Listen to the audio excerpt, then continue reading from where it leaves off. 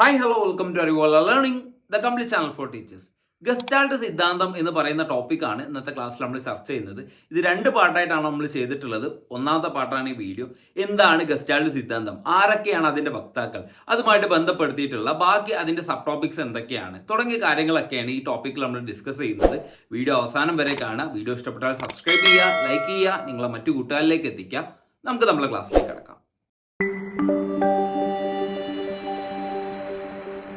So ആദ്യമായിട്ട് എന്താണ് സമഗ്രവാദം, gestalt സിദ്ധാന്തം എന്താണ് എന്നുള്ളത് നമുക്ക് നോക്കാം. മാക്സ് വേർത്തിമോ, വോൾഫ്ഗാങ് കോഹ്ലർ, കർട്ട് കോഫ്ക എന്നിവരാണ് ഇതിന്റെ വക്താക്കൾ എന്ന് പറയുന്നത്. ഈ ഗസ്റ്റാൾട്ട് എന്ന പദത്തിന്റെ അർത്ഥം സമഗ്ര രൂപം അഥവാ ഒരു സന്ദർഭത്തിന്റെ സമഗ്രഭാവം, പൂർണ്ണത, അങ്ങനെയൊക്കെ ഒരു അർത്ഥം വരുന്നുണ്ട്. ഇത് ജർമ്മനിയിൽ രൂപം കൊള്ളുകയും അമേരിക്കയിൽ പിന്നീട് വളർന്നു വരികയാണ് വന്നിട്ടുള്ളത്. ഇതിൻ്റെ ഒരു പ്രധാന ഇതെന്ന് വെച്ചാൽ whole is greater than sum of its parts. സമഗ്ര രൂപമാണ് ഭാഗങ്ങളെക്കാൾ പ്രധാനം എന്ന് വെച്ചാൽ ഇപ്പോൾ നമ്മളെ മനസ്സും ചിന്തയും ഒക്കെ എന്താണ്, ഒരു കാര്യത്തെ കഷ്ണങ്ങളായിട്ട് കാണാതെ മുഴുവനായിട്ട് സമഗ്രമായിട്ടാണ് കാണുന്നത്. ഇതാണ് അതിൻ്റെ ഒരു പ്രധാന കോർ തീം എന്ന് പറയുന്നത്. മറ്റൊരു കാര്യം എന്താണെന്ന് വെച്ചാൽ പ്രത്യക്ഷത്തെ അടിസ്ഥാനമാക്കിയുള്ള ശാഖയാണ് ഈ ഗസ്റ്റാൾട്ട് മനഃശാസ്ത്രം എന്ന് പറഞ്ഞാൽ.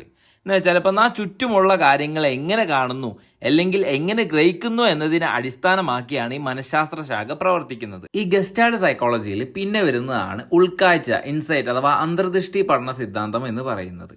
ഒരു പ്രശ്നം വരുമ്പോൾ തുടർച്ചയായി ശ്രമിച്ച് പരാജയപ്പെടുന്നതിന് പകരം സാഹചര്യങ്ങളെ മൊത്തത്തിൽ നിരീക്ഷിച്ച് മനസ്സിലാക്കി പെട്ടെന്നൊരു പരിഹാരം കണ്ടെത്തുക എന്നുള്ളതാണ് ഈ അന്തർദൃഷ്ടി പഠന സിദ്ധാന്തം എന്നുകൊണ്ട് ഉദ്ദേശിച്ചത്. ഇത് ഇൻട്രൊഡ്യൂസ് ചെയ്തത്, ഇത് കണ്ടെത്തിയത് വോൾഫ്ഗാങ് കോഹ്ലർ ആണ്. അദ്ദേഹം ചിമ്പാൻസികളെ ഉപയോഗിച്ച് പരീക്ഷണം നടത്തുകയും ഏറ്റവും ഉയർന്ന പഠനം ഉൾക്കാഴ്ചയിലൂടെയാണ് നടക്കുന്നതെന്ന് അദ്ദേഹം കണ്ടെത്തുകയും ചെയ്തു. ഇനി എന്താണ് ആ പരീക്ഷണം എന്നുള്ളത് നമുക്ക് നോക്കാം. കൊഹ്ലർ പരീക്ഷണത്തിന് ഉപയോഗിച്ച ജീവി ചിമ്പാൻസിയാണ്. ആ ചിമ്പാൻസിക്ക് സുൽത്താൻ എന്നാണ് പേര്. പരീക്ഷയ്ക്ക് ഇങ്ങനെ ചോദിക്കാം, കൊഹ്ലറുടെ പരീക്ഷണ ജീവി ഏതാണ്? അപ്പോൾ നമ്മൾ ഉത്തരം പറയേണ്ടത് ചിമ്പാൻസി എന്നാണ്. ചിലപ്പോൾ ആ ചിമ്പാൻസിയുടെ പേരെന്താണെന്ന് ചോദിക്കാം. അപ്പോൾ നമ്മൾ എന്ത് പറയാം? സുൽത്താൻ എന്ന് ഉത്തരം പറയാം. ഇനി നമുക്ക് എന്താണ് ആ പരീക്ഷണം എന്നുള്ളത് നോക്കാം. സുൽത്താൻ എന്ന ചിമ്പാൻസിയെ ഒരു കൂട്ടിലിട്ടു. കൂടിന് പുറത്ത് വാഴപ്പഴവും അകത്തൊരു വടിയും വെച്ചു. ആദ്യം എന്ത് ചെയ്തു? ഈ സുൽത്താൻ എന്ന ചിമ്പാൻസി കൈകൊണ്ട് കുറേ ഇങ്ങനെ ഏന്തി എടുക്കാൻ നോക്കി. ആ പഴം. പക്ഷെ എന്ത് ചെയ്യാൻ കഴിഞ്ഞില്ല. അങ്ങനെ ശ്രമിച്ചിട്ടും അത് കഴിഞ്ഞില്ല. തുടർന്ന് ശാന്തമായിരുന്നു ചുറ്റുപാട് നിരീക്ഷിച്ച് ചിമ്പാൻസിക്ക് പെട്ടെന്നൊരു ഉൾക്കാഴ്ച, ഒരു ഇൻസൈറ്റ് ഉണ്ടായി. ഇങ്ങനെ ചെയ്താലോ നമുക്കൊരു ഐഡിയ ഒക്കെ കത്തുമല്ലോ. അതിനാണ് ഈ ആഹാ മൊമെന്റ് എന്ന് പറയാം. അതും ഈ അന്തർദൃഷ്ടി പഠന സിദ്ധാന്തത്തിൽ വരുന്നതാണ്. ചിലപ്പോൾ അതും ചോദ്യം വരും, ഈ ആഹാ മൊമെന്റ് ഇതിൽ പെട്ടതാണെന്നൊക്കെ ചോദ്യങ്ങൾ വരാം. ഒരു ആഹാ മൊമെന്റ് ഉണ്ടായി എന്ന് വെച്ചാൽ ഒരു ഉൾക്കാഴ്ച, ഒരു ഇൻസൈറ്റ് ഉണ്ടായി. എന്നിട്ട് എന്ത് ചെയ്തു? വടിയെടുത്ത് പഴം നീക്കിയെടുക്കാം എന്ന് മനസ്സിലാക്കി അതങ്ങനെ ചെയ്യുകയും അത് വിജയകരമായിട്ട് ചെയ്യുകയും ചെയ്തു. ഇതിനെ ബേസ് ചെയ്ത്, ഈ പരീക്ഷണത്തിനെ ബേസ് ചെയ്തിട്ടാണ് അദ്ദേഹം ഈ തിയറി ഡെവലപ്പ് ചെയ്തിട്ടുള്ളത്. ഇനി ഇതിൻ്റെ പഠനത്തിലെ പ്രായോഗിക പ്രാധാന്യം കൂടെ നോക്കിയിട്ട് നമുക്ക് ഇതിൻ്റെ പാർട്ട് 1 ജസ്റ്റ് ഒന്ന് വൈൻഡപ്പ് ചെയ്യാം.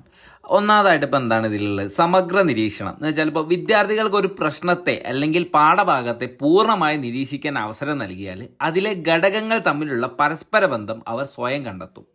രണ്ടാമതായിട്ട് സ്വയം പരിഹാരം എന്ന് വെച്ചാൽ ഇപ്പോൾ അറിവുകൾ അർത്ഥപൂർണമായിട്ട് മനസ്സിലാക്കി സ്വയം അന്തർദൃഷ്ടിയോടെ, ഉൾക്കാഴ്ചയോടെ പ്രശ്നങ്ങൾ പരിഹരിക്കാൻ ഇത് കുട്ടികളെ സഹായിക്കും.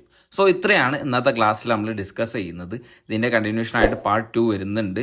സോ വീഡിയോ ഇഷ്ടപ്പെട്ടാൽ സബ്സ്ക്രൈബ് ചെയ്യുക, ലൈക്ക് ചെയ്യുക, നിങ്ങളെ മറ്റു കൂട്ടുകാരിലേക്ക് എത്തിക്കുക. അടുത്ത ക്ലാസ്സിൽ കാണാം. Till then bye.